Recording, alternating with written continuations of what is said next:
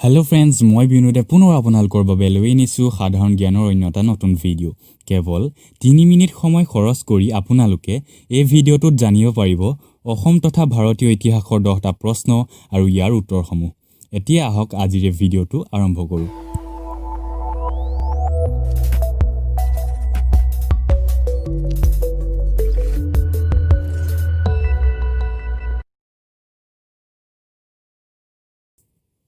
আজিৰ এই ভিডিঅ'টোৰ কুৱেশ্যন নম্বৰ 1 হৈছে প্ৰাচীন অসমৰ প্ৰথম ৰজাজনৰ নাম কি?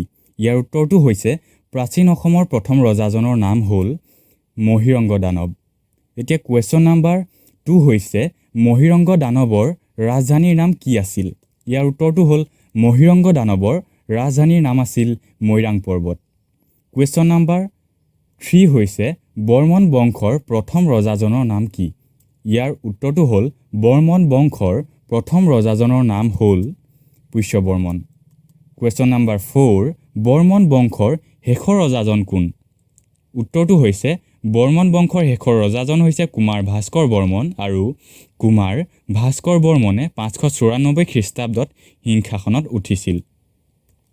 কুৱেশ্যন নম্বৰ 5 হৈছে ভাস্কৰ বৰ্মনৰ ৰাজত্ব কালত অসম ভ্ৰমণ কৰা চীনা পৰিব্ৰাজক জন কোন আছিল? ইয়াৰ উত্তৰটো হৈছে ভাস্কৰ বৰ্মনৰ ৰাজত্বকালত অসম ভ্ৰমণ কৰা চীনা পৰিব্ৰাজকজন হৈছে হিউৱেন চাং।